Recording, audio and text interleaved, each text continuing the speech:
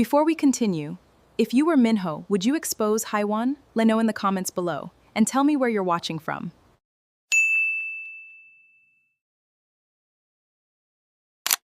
You found something? More than something. Park Hye-won has been running background checks on every person who works in your household. That afternoon, Jae-sung returned to Min-ho's office with a folder thicker than expected. You found something? Min-ho said. More than Park Hye-won has something. been running background checks on every Jae-sung person who opened the works in your folder and household. placed several documents on the desk. Park Hye-won has been running background checks on every person who works in your household. She has files on their families, their debts, and their weaknesses. Min-ho's expression darkened. She has been controlling them. Yes, and there is more. Jae-sung pulled out a contract. This was hidden in her personal files. It is a transfer agreement that would give Chairman Park partial control of your shipping company after the wedding. Min-ho read the document slowly. His signature was already forged at the bottom. She planned to use this. I believe so. The moment you married her, she would claim you signed it willingly. Min-ho set the paper down. What else? 3 months ago, Naya applied for a position at an international trade company. She passed the first interview. Then, someone sent an anonymous complaint claiming she had stolen from a previous employer. Let me guess. The complaint came from Hye-won. The file was created on her tablet. Min-ho leaned back in his chair. For 2 years, he had believed Hye-won was the perfect partner. She had been patient while he worked late. She had smiled at his associates. She had never asked about the darker parts of his business. Now he understood why. She had been waiting until she controlled everything. Prepare copies of all of this, Min-ho said, and find out who else knows about the forged contract. What are you planning? Min-ho looked at the wedding invitation on his desk. I am going to let her think she won. Jae-sung raised an eyebrow. You are still going through with the wedding. Until the moment I am not. That is dangerous. Good. Dangerous plans are harder to predict. Jae-sung almost smiled. Chairman Park will be furious. Chairman Park has been stealing from his own investors for years. If he threatens me, I will remind him of that. You have evidence? I will by the wedding day. Jae-sung gathered the files. And Naya? Min-ho paused. What about her? Does she know what you are planning? No. Will you tell her? Not until it is safe. Jae-sung studied him carefully.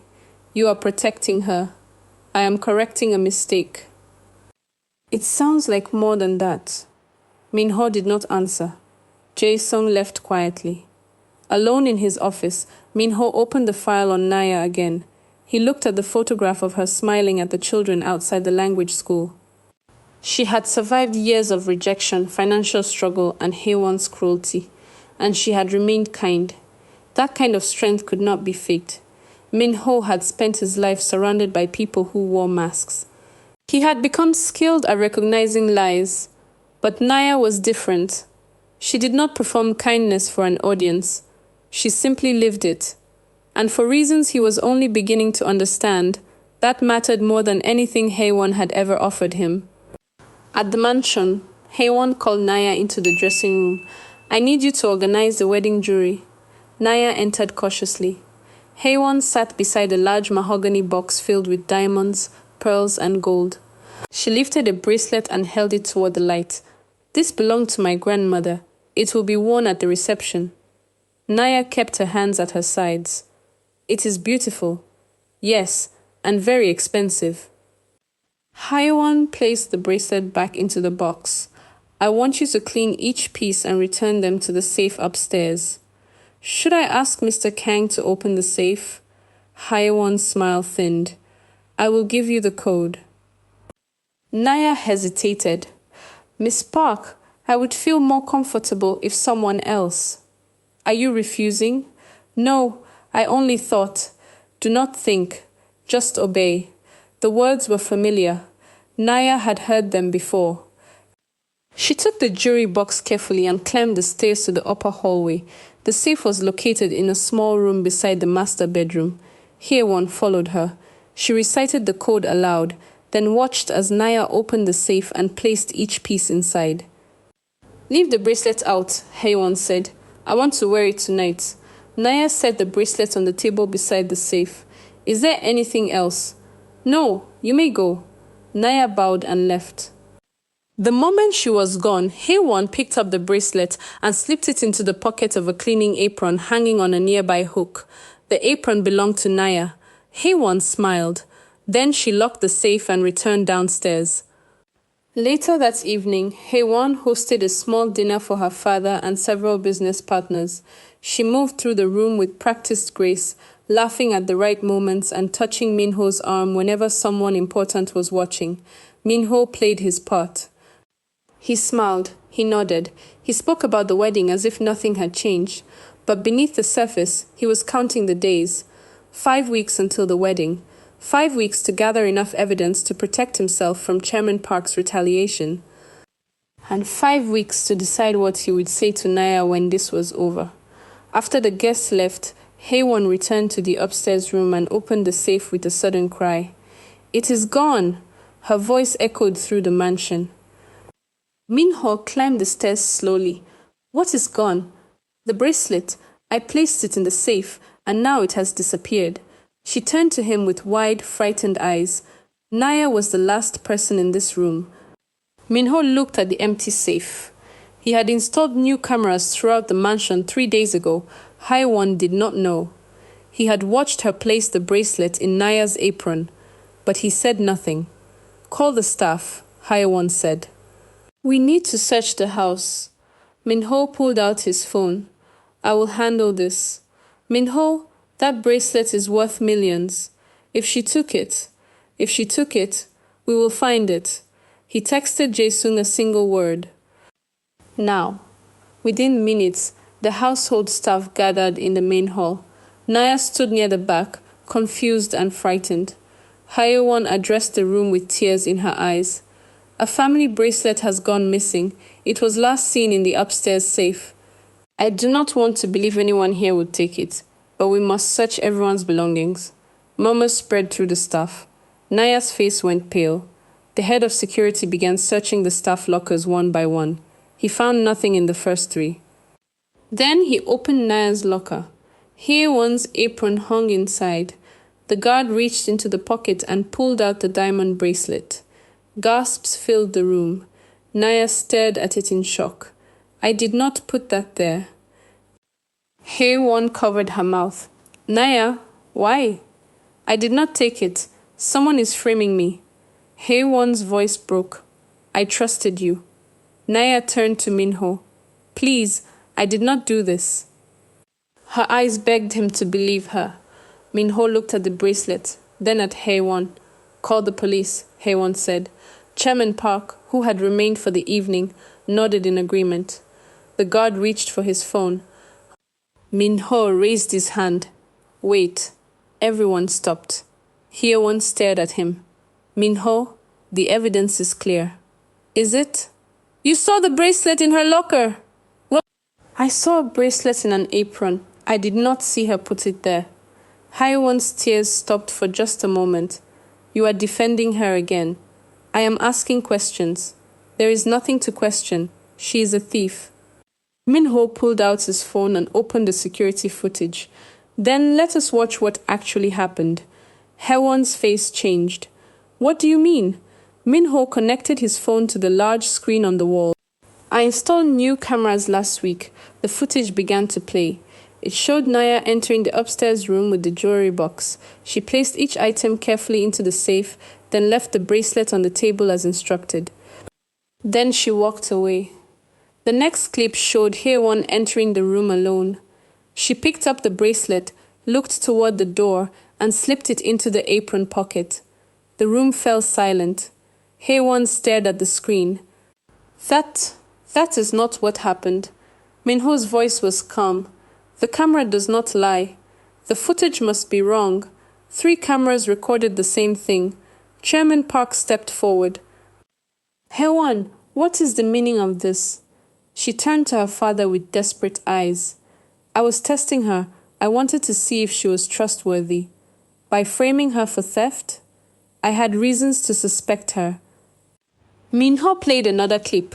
This one showed Hye-won forcing Naya to pick up broken glass with her bare hands. Then another, Hye-won withholding Naya's pay. Hye-won searching through Naya's locker without permission. Hye-won spreading false rumors about Naya to the other staff. Each clip was worse than the last. The guests who had attended dinner stood frozen, watching the woman they had admired reveal her true nature. Hye-won's mask shattered completely. "You have been spying on me." "I installed security cameras in my own home," Min-ho said. "You are the one who has been lying." "I did this for us. That girl was trying to manipulate you. She never asked me for anything." "She did not need to ask. She made you feel guilty with her sad face and her poor grandmother." Min-ho stepped closer. "You are the one who manipulated me." He pulled out the forged contract and held it up for everyone to see. "You plan to transfer control of my company to your father the moment we married." Hye-won's eyes widened. Chairman Park snatched the document from Min-ho's hand. His face turned red as he read it. "You forged his signature." Hye-won looked between them. "Father, I was protecting our family's interests. You were committing fraud. I did it for you." Chairman Park's voice turned cold. "You did it for yourself." He turned to Min-ho. "The wedding is cancelled." Hye-won grabbed her father's arm. "You cannot do this." "I can, and I will. You have embarrassed this family." "Father, please." "Enough." Chairman Park looked at Min-ho. "I apologize for my daughter's behavior. Any business agreements between us are void." Min-ho nodded. "I expected nothing less." Chairman Park turned and walked toward the door. Hye-won followed, her voice rising in panic. "Father, wait, we can fix this. Min-ho is overreacting. That maid means nothing." The door closed behind them. The remaining guests left quickly, unwilling to be associated with the scandal. Within minutes, the mansion was silent. Naya stood in the hallway, trembling. Min-ho walked toward her. "Are you all right?" She looked up at him with tears streaming down her face. "You believed me." "Yes." "Why?" "Because I heard what she did to you." Naya's breath caught. "You heard?" Min-ho pulled out his phone and showed her the call log from the rainy night. "I never ended the call. I heard her force you to pick up the glass. I heard everything." Naya covered her mouth. "That was weeks ago. I know." "Why did you not confront her immediately?"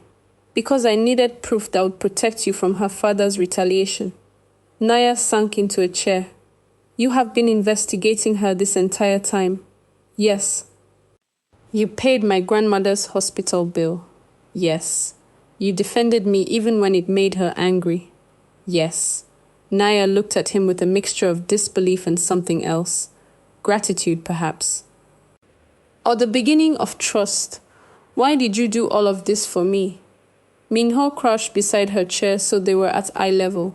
"Because you deserved better than what this house gave you. You do not even know me. I know you worked 3 jobs to care for your grandmother. I know you remained kind even when kindness was not returned. I know you are stronger than anyone I have ever met." Naya's tears fell harder. "I thought powerful people only helped others when it benefited them." "Most do. Then why are you different?" Min-ho looked down at his hands. "Because I spent years becoming the kind of man my mother was ashamed of. I cannot change the past, but I can choose who I become today." Naya wiped her eyes. "What happens now?" "Now you decide what you want." "What I want." "You are free to leave this house. I will provide a strong reference and enough money to support your grandmother's treatment until you find new work." Naya stared at him. "You are letting me go? I am giving you a choice. You do not owe me anything." For a long moment, Naya said nothing. Then she spoke quietly. "I received an interview invitation yesterday for an international research position. I know, I made sure your application reached the right people. You did that. I corrected a system that was rejecting you unfairly." Naya smiled through her tears. "You have been very busy." I had time to make up for. She stood slowly. Mr. Kang, I do not know if I can trust you yet. I understand, but I want to try. Min-ho rose to his feet. That is enough. Naya held out her bandaged hand. Thank you. He shook it gently. You are welcome. She turned to leave, then paused. Will you be all right? Chairman Park is powerful. I have survived worse. That does not answer my question. Min-ho gave a small smile. I will be all right. Naya nodded and walked toward the staff quarters to gather her things. Min-ho watched her go. Jae-sung appeared from the hallway. That was quite a performance. It was not a performance. Then what was it? Ben-ho looked at the empty hallway where Naya had disappeared. It was the truth. And what will you do now? Now I rebuild my life the right way. Without Hye-won. Without anyone who measures people by their usefulness. Jae-sung nodded. For what it is worth, I think you made the right choice.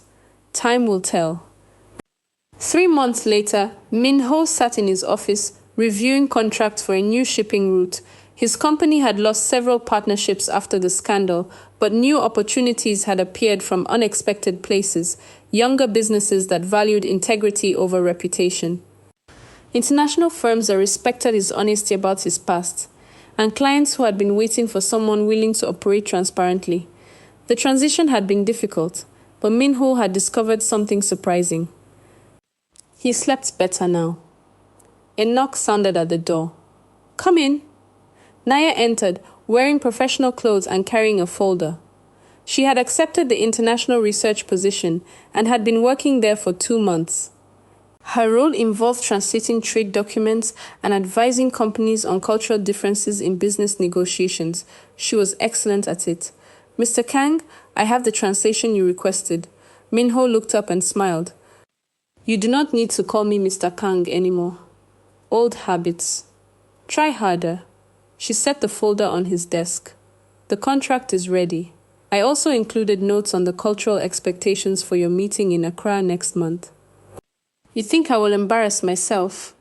I think you will try very hard not to, and that is worth supporting. Min-ho laughed. It was a sound his staff had rarely heard before. Naya smiled. My grandmother wants to know if you are coming to dinner on Sunday. Does she? She made jollof rice. Then I will be there. Naya turned to leave. Naya. She stopped. How is Grace? Better. The new treatment is working. Good. Naya looked at him carefully. You still check on her, do not you? I may have asked the hospital for updates. You are not as subtle as you think. I was never trying to be subtle. She shook her head, but she was smiling. Sunday at 6. Do not be late. After she left, Min-ho leaned back in his chair. He had not planned to fall in love with Naya Thompson. He had only planned to correct a mistake. But somewhere between the hospital bills, the recordings, and the quiet conversations, something had changed. He had learned what real strength looked like. He had learned that kindness was not weakness, and he had learned that redemption could not be borrowed. It had to be earned, one choice at a time. On Sunday, Min-ho arrived at Grace's apartment with flowers and a box of expensive tea. Grace opened the door with a knowing smile. You are early. I did not want to be late. That is what guilty men say. Min-ho laughed. I am not guilty. Not yet. But my granddaughter is still deciding. She let him inside. The apartment was small but filled with warmth. Naya stood in the kitchen, stirring a pot and humming softly. She looked up when he entered. You brought flowers. Your grandmother deserves them. Grace took the flowers with a delighted smile. He's a smart man, Naya. You should keep him. Naya's cheeks flushed. Grandmother, please. What? I am only stating facts. Min-ho set the tea on the counter. I also brought this. Grace examined the box. Expensive tea does not make up for past mistakes. I know, but it helps. She winked and carried the flowers to the table. Naya shook her head. She has been waiting for you to arrive so she can embarrass me. Is it working? Unfortunately, yes. They sat down to dinner together, and for the first time in years, Min-ho felt something he had almost forgotten. Peace. Not because he had wealth or power or a respectable marriage, but because he was sitting with people who saw him completely and chose to let him stay. After dinner, Naya walked him to the door. "Thank you for coming. Thank you for inviting me." She hesitated, then spoke quietly. "I have been thinking about what you said, about choosing who you become. And I think I am ready to trust you." Min-ho's heart beat a little faster. "You do not have to decide now. I am not deciding. I am choosing." "What is the difference?" Naya smiled. "Deciding is about logic. Choosing is about hope." Min-ho looked at her for a long moment. Then he said, "I do not deserve your hope." "Maybe not, but you have earned the chance to try." She stood on her toes and kissed his cheek. "Good night, Min-ho." Then she closed the door. Min-ho stood in the hallway, his hand touching the place where her lips had been. For 2 years, he had chased respectability through marriage, wealth, and reputation. He had found none of it. But in losing everything he thought he wanted, he had discovered something better. A chance to become the kind of man who deserved the trust of someone like Naya Thompson. And that, he realized, was worth more than any empire he could have built. Inside the apartment, Grace looked at her granddaughter with a smile. "You kissed him." Naya's face turned warm. "It was only on the cheek. Today it is the cheek. Tomorrow it is the heart." Naya sat beside her grandmother. "Are you sure about him?" Grace took her hand. "I am sure that he sees you. Not your skin, not your struggles, not your usefulness, just you." "How do you know?" "Because when he looks at you, he smiles like a man who has finally found his way home." Naya thought about the way Min-ho had defended her, protected her, and given her choices instead of orders. "I think I am falling in love with him," she whispered.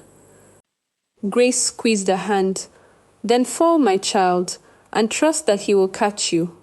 Outside, Min-ho sat in his car and called Jae-sung. "Cancel my meetings tomorrow." "Why?" "I am taking the day off." Jae-sung was silent.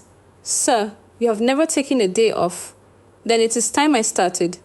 He ended the call and looked up at the apartment window. The light was warm. The curtains moved gently. And for the first time in his life, Kang Min-ho understood what it meant to build something worth protecting. Not an empire, not a reputation, but a life filled with people who chose to stay even when staying was difficult. That was redemption. That was love. And that was enough.